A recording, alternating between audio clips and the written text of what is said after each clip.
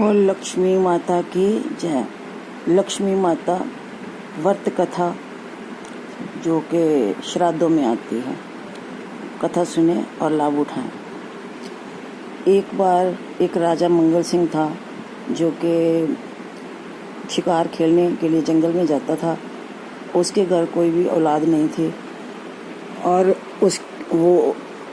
उसने देखा कि कुछ स्त्रियां महालक्ष्मी के धागे पीले रंग के अपने हाथों में बांधी और कथा कर रही थी। और जब उसने पूछा तो उन्होंने बताया कि महालक्ष्मी का व्रत करने से जिनके घर में औलाद नहीं होती उनके घर में बे औलादों के घर औलाद होती है और महालक्ष्मी धन धान्य से घर में परिपूर्ण करती है। इस तरह से राजा जब घर आया उसको बड़ी खुशी हुई और उसने आके अपने रानी को बोला कि मैं आज देखा है तो आप भी वही महालक्ष्मी जी की कथा करें और श्रद्धा से और धागे मैं लाकर आपको देता हूँ तो आप वो व्रत करें। जब रानी ने धागे देखे तो धागे देखकर उसके मन में ये आ गया ख्याल कि मैं तो इतने सुंदर सुंदर गहने पहने हुए हैं, मैं ये धागों को क्या जानती हूँ। उसने धागे उठा के तबेले में फेंक दिए। जब वो धागे तबेले में फेंक दिए तो उधर काम करने वाली सफाई करने वाली आई। उसने वो धागे देखे, उसने भी देखा हुआ था कि खतरानी औरतें जो होती है वो धागे बांधती है और व्रत करती है, उससे महालक्ष्मी की कृपा से औलाद होती है और घर में बहुत ज्यादा धन धान्य होता है। तो उसने क्या किया, वो धागे लेकर उनको दो धागे चूम चाट के उसने वो धागे अपनी कलाई पे बांध लिए और उसके घर भी औलाद नहीं थी। अगले साल ही उसके घर में एक बहुत सुंदर बेटे ने जन्म लिया। और इधर रानी के जो दिन थे वो खराब होने शुरू हो गए।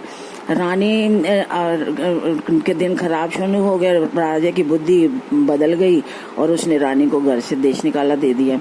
रानी जंगल जंगल भटकने लगी और जब रानी भटकती एक जंगल में कुटिया उसने देखी और उसमें धुआं उठ रहा था, वहां चले गई और दरवाजा खुला हुआ था, अंदर बैठ गई जाकर, अंदर से दरवाजा लगा लिया। और फिर वो संत वहां पे जो रहते थे उन्होंने आके दरवाजा खटखटाया और वो कहने लगे कि बताओ तू जिन है या भूत है।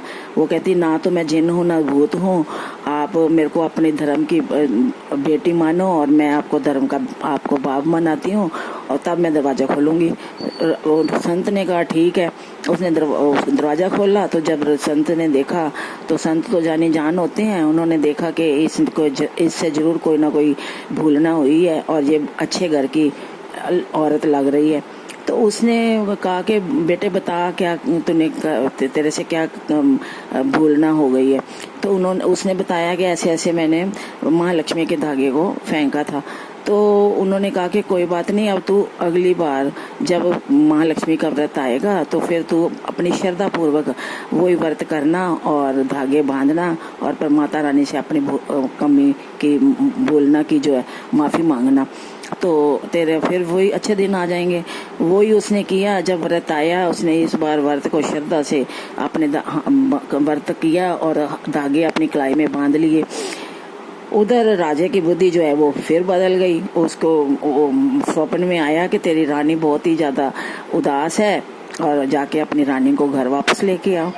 वो जंगल में शिकार खेलने आया और वहाँ पे अपने साथियों को कहता है कि अपने नौकरों को कि भाई मेरे लिए तीतर बना के लाओ। उनको तीतर खाने का बहुत शौक होता है। वो तीतर बनाते हैं तो तीतर जल जाते हैं। जब तीतर जल जाते हैं तो वो रोने लग जाते हैं। उधर रानी देख लेती है। रानी कहती भी तुम रो क्यों रहे हो। कहते भी ऐसे ऐसे हमारे राजा ने तीतर बनाने को बोला था, वो जल गए हैं, अब वो हमें डांटेंगे। वो कहती लाओ इधर मुझे दो।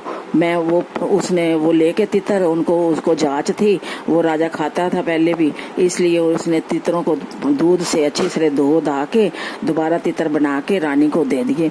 जब रानी को दे दिए तो रानी ने उनको दे दिए और वो राजा को जाके दिए, खाया। राजा ने खाए तो उनको अपनी रानी की याद आ गई। वो कहते कि ये बताओ तुम कहाँ से लेके आए हो, ये तो मेरी रानी इस तरह से तीतर बनाती थी, ये तुम कहाँ से लेके आए। वो कहते कि भाई पहले तो कहते हैं कि हमने बनाए हैं, फिर डर जाते हैं और फिर बोलते हैं कि वो कुटिया में एक औरत थी, उसने हमें बना के दिए। तो वो कहता है, राजा कहता है कि मुझे लेके चलो वहाँ पे। वो लेके आता है, जब रानी को देखता है तो एकदम हैरान हो जाता है और बहुत खुश होता है, और संत को कहता है कि मुझे तो अपनी रानी को वापस घर लेके जाना है। तो लेकिन वो संत कहते हैं कि मैंने तो इसको अपनी बेटी बना रखा है, मैं चलो अब ठीक है, बेटियों को विदा तो करना ही पड़ता है। तो वो बेटी को कहते हैं कि ठीक है, मैं आपको एक साथ भेज देती हूँ, भेज देता हूँ। जब वो कहते हैं कि भी जाने के लिए उसके लिए थोड़ा बहुत सामान संत जी इकट्ठा करते हैं और देते हैं, और उसको एक कुज्जे में एक मिट्टी के बर्तन में एक दही का डाल के देते हैं, और कहते हैं कि जब तू जाते जाते डोली तेरी जाएगी तो जब वो डोली में दही हिल जाए तो ये समझ लेना कि मेरा बाप जो है स्वर्गवास हो गया है। तो वो कहती ठीक है। राजा उसको लेके रानी को जाता है, तो आधे रास्ते में जा कर के दही जो देखती है वो हिल जाता है। तो वो कहती है कि भी मेरी डोली यहीं पे रख दो, मैं नहीं अभी जाऊंगी, मेरे वापस लेके चलो, मेरे बापू संत मेरे बाप की डेथ हो गई है और मुझे लेके चलो वापस। तो वो सारे वापस लेके आते हैं। जब वापस लेके आते हैं तो संत बिल्कुल ठीक ठाक होते हैं। वो कहते हैं कि भी मैं तो तेरी परीक्षा लेना चाहता था कि वाकई तूने मेरे को अपना बाप और बनाया है, तो इसलिए वो फिर वापस राजा रानी को अपने घर लेके हंसते खेलते धन धान्य से भरपूर लेके जाता है अपने घर। और इस तरह से महालक्ष्मी की जो पूजा श्रद्धा से करता है उसके घर में धन धान्य की और औलाद की किसी चीज की भी कमी नहीं रहती। जिस तरह से राजा मंगल सिंह राजा अपने घर में खुशियां लेकर, अपनी रानी को लेकर खुशियां लेकर महालक्ष्मी की कृपा से घर में आया, इसी तरह से सभी के घर में महालक्ष्मी इसी तरह खुशियां दे।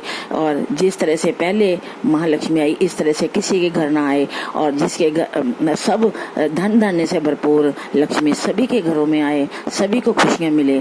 बहुत लक्ष्मी माता की जय, बोल लक्ष्मी माता की जय, महालक्ष्मी तेरी सदा ही जय।